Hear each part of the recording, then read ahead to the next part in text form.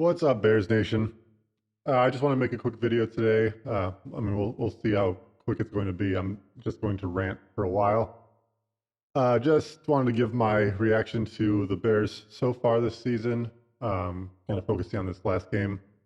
I do always think about making an instant reaction video, but I don't know how many of you out there want to watch a video of me just swearing for 20 minutes straight. So, if you guys are into that, let me know and I'll consider it. But, instead I took a minute. I ate a Snickers. They're not a sponsor. I did take a nap. Well, I slept through the night last night, and here we are. So I'm recording this on Monday morning. We'll try to get this out tomorrow at some point. So my reaction while watching the game, um, probably similar to a lot of you. I was pretty pissed.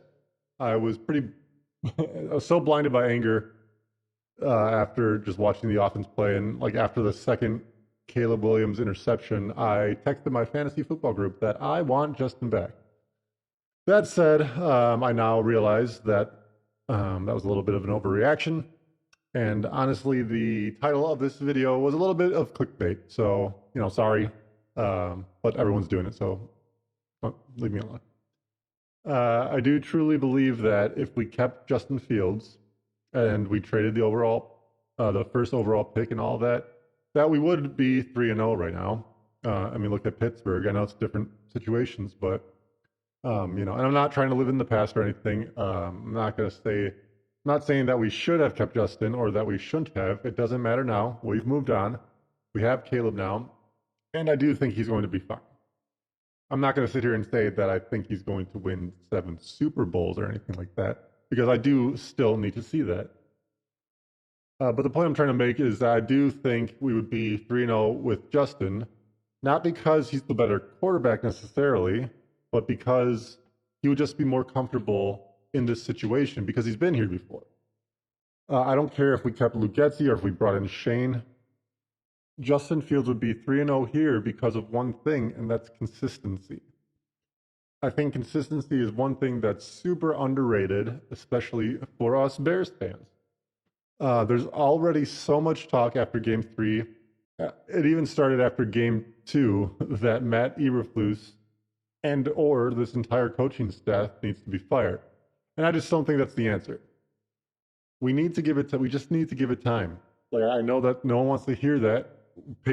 Bears have been patient for long enough, but we do need to give it time. I know that Eberflus's record isn't great at this point, but it's kind of hard when you tear everything down in your first year and you have expectations to go 0-17, which I think they won one game that year, right? Or 0-16, whatever. I'm not making excuses, but here's the truth. Our defense is as good as it is because of consistency. Flus and Poles, they rebuilt this defense from the ground up, and I'd argue it's one of the best in the league, if not the best. It does take time to get the right players in the right spots. And after 3 years, actually like 2.5, once we got that Montez Sweat trade, last year it started to look better. But yeah, so about 3 years, and our defense looks great. You can't deny that. Now for the offense, I know, or rather I expect that it's going to take some time to gel. And as Bears fans, we need to let it happen. We just need to give it time. I'm as impatient as they come, but for Bears Nation, Bears fans, be out there Game 1 of our rookie quarterback's debut. Game 1. And already we were booing him at halftime. I know it didn't look good, and maybe they were booing like the offense as a whole, but still, we just need to chill a little bit. We need to relax. I'm afraid that if the offense doesn't score a touchdown in the first half of this next game at home, we're going to hear boos again. Honestly, I'd bet on that. And depending on the odds, I might even take the bet that if the offense looks horrible this game, we might hear some "We want Fields" chants in our home stadium. And that's a scary thought. Again, I think we just need to chill a little bit and give us some time.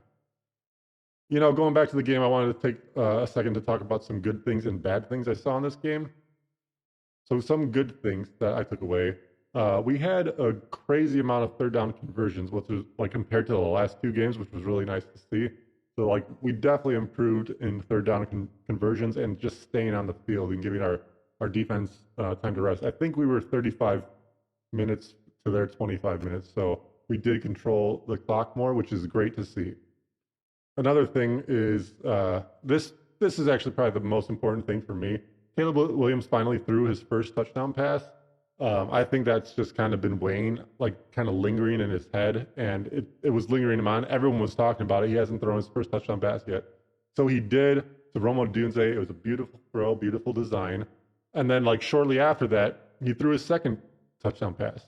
So I think that now that the one's out of the way, he's going to just like relax, and it's going to come a lot easier to him now. And that kind of goes into my next point of like Caleb's connection with Rome Odunze has like grown. Like this past game, it was like just going off. It was really nice to see the two rookies connecting, and also Caleb connecting with Cole Kmet. I think that he's been underutilized in this system, and Kmet had a great game, I think. And you know, nothing against Gerald Everett, but I was getting really sick of those freaking screen passes to Gerald, and like I don't know. It was always a loss of. He's not going to juke anyone. I don't understand why you're throwing screen passes to Gerald. If you want to get Gerald Everett in the red zone and you want to throw some passes to him there, fine. Do not throw him the ball behind the line of scrimmage. I'm sorry. I just don't understand that play call. Like I know Everett and Waldron have a history together, but still. Anyway, that wasn't one of the bads. But let's move on to what I thought that, was pretty bad, and this is kind of in order of importance to me. Obviously, number one is the turnovers. There's 3 turnovers, 2 interceptions, 1 fumble. Obviously, by Caleb Williams. And you can't, you know, it's not going to all be on Caleb, but it is on, I mean, partly on Caleb, right? So he needs to, like, just protect the ball a little bit better. I like to see him take shots. You know, the one that was in and out of Rome's hands, it was, like, in double coverage, but you still need to, like, just be careful there. The next thing, our run game is just atrocious. Like, it's the worst. It's just so sad to see this run game. Roshan Johnson coming in looked actually okay, but we'll talk about him a little bit later. But the run game and just the O-line in general, those two things kind of go hand in hand. Obviously, the O-line is responsible for pass protection as well. So like maybe you could rank that higher than the run game, but both of those things need to improve. And everyone's kind of talking about it. The play calling when it was first and goal on like the 4-yard line, and we took 4 downs and we couldn't go 4 yards. I mean, that's horrible to see. That reminds me of Bears football, honestly, and it's really sad that I've lived through enough of that. It's just we don't have the run game. Anyway, okay, I'm getting ahead of myself. And then the last bad thing that I wanted to mention. This is not the biggest concern for me, like it is all the other media outlets, but like the coaching communication needs to improve. Obviously, that is true. Kind of just like referring to like the 2-point conversion timeout. Like I am not as worried about it as some. Obviously, this is bad, and it is on Eberflus, right? But no matter what, we needed to go for 2 in that situation, right? Like the kicking team was coming on the field to go for 1 point, and that would have been useless to get 1 point there. So we need to go for 2 so we'll only be down by 3 and kick a field goal to tie it up. So I'm just saying that Eberflus needed to use that timeout, right? Can we all agree on that? And he's partly to blame for that, sure. But let's just say, like, what if he tells everyone, like, hey, we're going for 2 here, we're going for 2 here, and then your special teams coordinator or one of your special teams coaches says, like, tells your kicking team to go on the field. Well, that's not really on Flus. That's just an accident someone else made, and kind of Flus is taking the heat for it. So I'm gonna give him a little bit of a pass on that one. Like you need to clean it up. Obviously, you're the head coach. Those things shouldn't happen, but you do rely on your other coaches. You do delegate to your other coaches to get things done, including like which unit's going to be on the field. I don't. It's not the head coach's job to organize that, right? So anyway. I'm going to give him kind of a pass on that, but let's move on to so here's some things I think that could be done to improve the team going forward. My first thing is we need to play Caleb Williams under center more often. We don't really talk about this. I mean, Caleb was really used to playing in shotgun in college. And like, we should give some credit to Shane Waldron for designing a scheme that keeps Caleb comfortable, minus the 9 sacks, whatever, or whatever it is now. Um, this is something that Luke Getsy definitely didn't do for Justin Fields, right? Like, Luke controlled how Justin arranged his, like, changed how he arranged his feet pre-snap. So I think there's certain things that do need to be corrected, and there's other things that you need to kind of work up to. So, for that Luke Getsy's thing with it was a timing of everything, but you're literally changing how your quarterback is like arranging his feet, and that's kind of crazy. Like the way he's been throwing his whole life, you're changing that. Um, so I like to see Waldron like obviously calling the plays in the shotgun, so Caleb's more comfortable. But they're going to continue to slowly work in more under center snaps, I think, and I think that will improve the rush game, the play action passes. I think that will just help out a lot. Another thing I like to see more of is another thing I like to see is more Roshan Johnson and less DeAndre Swift, which is really painful to say because I drafted DeAndre Swift in my fantasy team. So, but like Roshan just looks better. He looks better in the system, and DeAndre Swift is having a rough time. I don't know what's going on with him, and it's kind of sad. But he needs to get it going one way or another. And then one last thing to talk about. I just wanted to mention it. Maybe we've been giving Ryan Poles a little too much credit. And this is kind of why I'm going to continue to defend Flus. I think that Flus has been a huge part of why the defensive players we drafted are working out. Obviously, he's the one coaching them up and everything, and he's a defensive mind, fine. But I do think also he's been in Poles' ear influencing those defensive picks in the draft. I think he's kind of part of like the scouting and just like overall analysis of these players that fit his scheme. So I'm going to give Eberflus a little bit more credit there. But then back to Poles, he has the offensive background. He was an offensive lineman, to be specific. And it does seem like our offensive line is our weakest position group. To his defense, I will say that we haven't invested too heavily in that group. But like still, let's just go down the line. Braxton Jones, 5th-round pick. And he's been fine, honestly. I think that we can call that one a win because he's played pretty well. He's not like I don't know what position, like what ranking he would be in left tackles in the league, but he's been solid for us for where we got him. So I'd say I'll give him a win for that. So Tevin Jenkins is left guard, wasn't his pick, and at times Tevin looked like our best lineman. And I don't necessarily like how they handled Tevin. Obviously, when they came in, they were shaking things up a lot and made him work for it. They moved him to right guard the first year in, and he had a great season. And then the next year, they moved him to left guard because you brought in Nate Davis. So that's questionable to say the least, right? So I'm not going to really give that Tevin Jenkins a grade. We'll see. We'll see how it plays. He's not playing well this year, so we'll see how that plays out. And then Coleman, Shelton, Ryan Bates, they brought those guys in to kind of compete for center. Can't really say a lot about Bates right now. I mean, he had a couple snaps, didn't look great.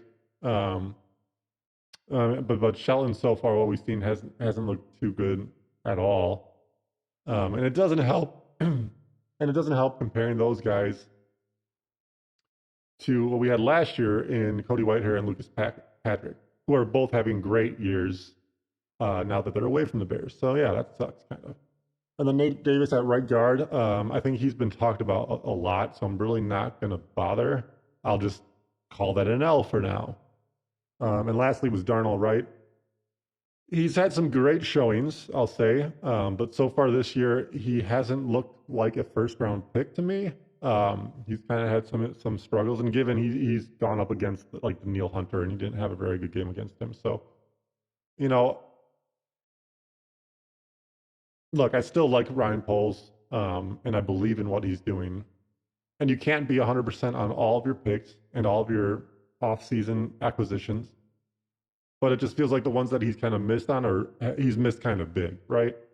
And I mentioned him earlier, but I didn't really mention him again. And hopefully he'll turn it around. But DeAndre Swift, as of right now, is a pretty big miss as well, considering how much we're paying him. I mean, that one especially hurts because I was such a big David Montgomery fan, and you could have had him for less money. So, all right. Rant over. The moral of the story is we need to give this time and not be so quick to call for people's jobs. Everyone, including myself, got excited about the potential of this year and this team. But I mean, like, honestly, for me, I didn't expect them to have more than 9 wins this year. And I was hoping they at least match last year's with 7 wins. Obviously, I want them to make the playoffs, but we need to ask ourselves if that's even realistic. I want them to make the playoffs, but my lowest expectations are that they have 7 wins. And I know you're all going to ask, like, oh, does that mean if they have 6 wins or less, do we have permission to freak out? Yeah. Could be fun. Oh, shit, Jesus. Thank you guys for watching my video. I do appreciate every one of you that comes and checks out my content. Don't forget to subscribe and hit that like button on your way out, and bear down.